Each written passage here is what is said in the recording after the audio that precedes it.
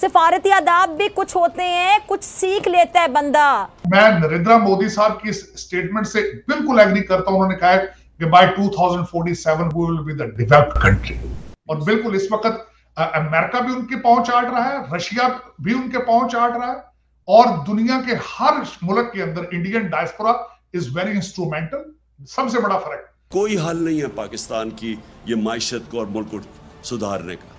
World bank और IMF अब कह रही हैं कि पाकिस्तान इंतशार की तरफ जा रहा है, सिविल अनरेस्ट की तरफ जा रहा है, श्रीलंका वाले सिचुएशन की तरफ जा रहा है, क्योंकि इनके पास अब कोई हल नहीं है इसका। पाकिस्तानी बाहर जाते हैं तो मजदूरी करने जाते हैं, अनस्किल्ड होते हैं, बॉर्डर इलीगल क्रॉस करके जाते हैं पाकिस्तानी। भारतीय सिटीजन जाता है, 7 डिग्री मास्टर्स लेके जाता है कंप्यूटर साइंस में, वो वीजे लेकर जाते हैं, वो वहां जाके एक पाकिस्तान, वो अपना भारतीय डायस्पोरा बनाते हैं। और जितनी उनकी आबादी है या उनकी इंस्टीट्यूशन या जितनी रिसर्च है फार्मास्यूटिकल में, IT में, आप देखेंगे कि आने वाले दिन में हर मुल्क के अंदर डायस्पोरा उनका होगा और इंस्ट्रूमेंटल होगा। और आपको अगर आप उनके साथ अपने रिलेशनशिप बेहतर नहीं करते तो नुकसान आपका। सच पूछें, दिल खून के आंसू रो रहे। ये हैं हमारे लीडर, ये हैं हमारे नुमाइंदे, जिनकी बॉडी लैंग्वेज देखकर इन्हें आप देख लें कि कोई मिस्टर बीन से तशबीह दे रहा है और कोई इन्हें चार्ली चैपलिन करार दे रहा है, जो कि अफसोस की बात है हमारे लिए। आलमी सतह पर जगहसाई हो रही है।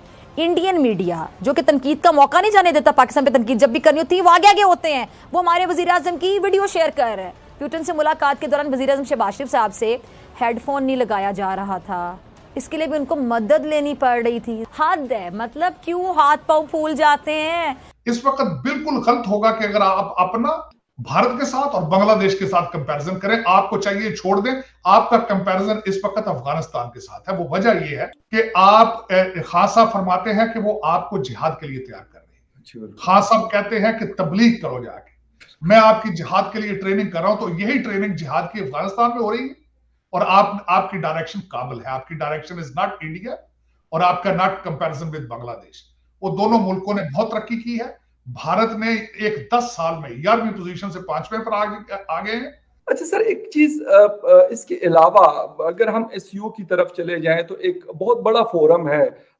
ये लग रहा था कि शायद नरेंद्र मोदी जी से शहबाज शरीफ साहब की शायद हेलो हाय हो जाए, या फिर हम अपनी जो हटधर्मी की पॉलिसी में, इसलिए कह रहा हूँ सर कि इस वक्त हमें जरूरत है जिस चीज की, उसके बावजूद हम लगे हुए, कभी हम कहते हैं कि कश्मीर लेके देंगे, हम कभी कहते हैं कि हम ये लाल किले को फतह करेंगे, और कभी कहते हैं ये करेंगे, वो कहते हैं हम अपना काम कर रहे हैं, अपनी इकोनॉमी के ऊपर फोकस्ड हैं और हिंदुस्तान को हम मैन्युफैक्चरिंग हब बनाएंगे।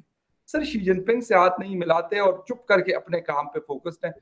हम कुछ लर्न क्यों नहीं करते? 75 ईयर्स उनको भी हो गए, 75 हमें। देखिए, लर्न इन्होंने क्या करना है, मैं छोटी सी मिसाल देना चाहता हूँ कि चाइना और भारत का आपस में कई जंगें हो चुकी हैं।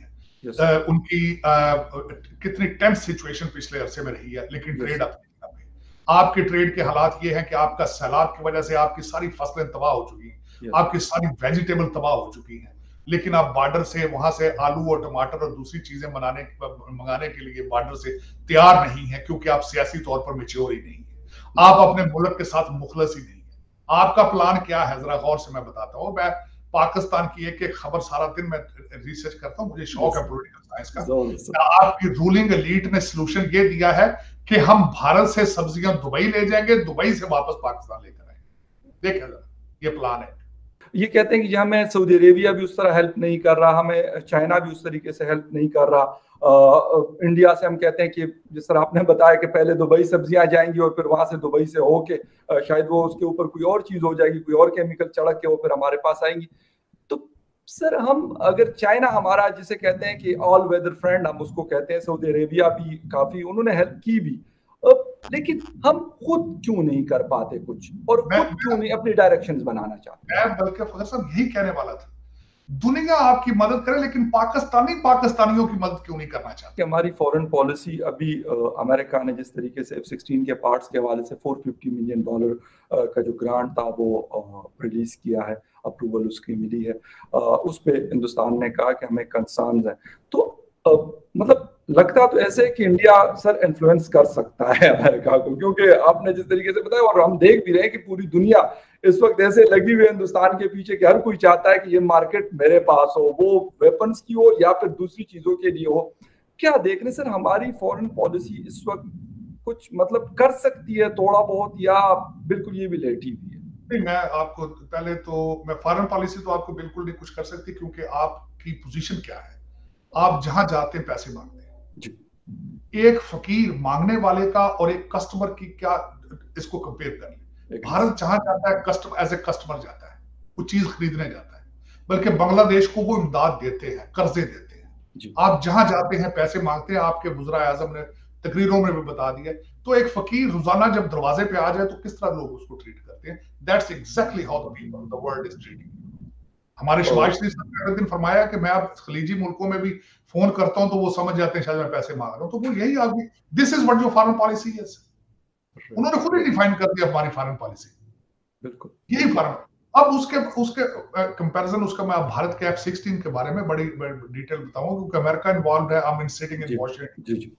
देखिए, भारत की फॉरेन पॉलिसी या उनको अपनी इकोनॉमिक ग्रोथ के ऊपर इतना उनको फख्र है, इस चीज का इतना घमंड है उनको, कि उन्होंने अगले दिन स्टेटमेंट दी है कि हमें अमेरिका को चाहिए था, हमसे पूछ के पाकिस्तान को देता। उसकी क्लैरिफिकेशन देखे अमेरिकन ने दी है, आगे वो देखें जरा, सुनने वाली बात। उन्होंने अमेरिकन ने क्लैरिफिकेशन दी है कि हम F-16 जो पाकिस्तान को जो कर रहे हैं अपग्रेड, उसमें कोई ऐसी चीज नहीं लगाएंगे जिससे खित्ते में कोई नया खतरा पैदा हो। मतलब यह है कि पाकिस्तान के पास कोई ऐसी ऑफेंसिव चीज आ जाए जो भारत के लिए जो अच्छी ना हो, हम नहीं देंगे, सिर्फ अपग्रेड करेंगे सिस्टम। और साथ उन्होंने क्लैरिफिकेशन दी। साथ ही उन्होंने ये भी कहा है कि भारत को इससे खतरा महसूस नहीं होना चाहिए। भारत के पास राइफल तैयारे जो हैं वो F-16 से बेहतर है। F-16 3.4 जनरेशन है, जो राफेल है 5.4 जनरेशन है। और दूसरा, बल्कि उन्होंने यहाँ पे मीडिया में जो एक आर्टिकल मैंने पढ़ा, उन्होंने कहा मिग 2000 जो है वो भी F-16 का मुकाबला कर सकता है, जो इनके पास ओल्डर वर्जन है। आपके पास 82 इस वक्त F-16 है। तो सिर्फ थोड़ा सा सबक सिखाने के लिए उन्होंने पाकिस्तान के साथ किया, वरना पाकिस्तान की ना फॉरेन पॉलिसी थी, ना है, ना होगी। क्योंकि उसकी वजह यह है, आप मुआशी तौर पर आजाद नहीं है। आप जहां जाते, आप करप्ट तरीन है, दुनिया को पता चल चुका है।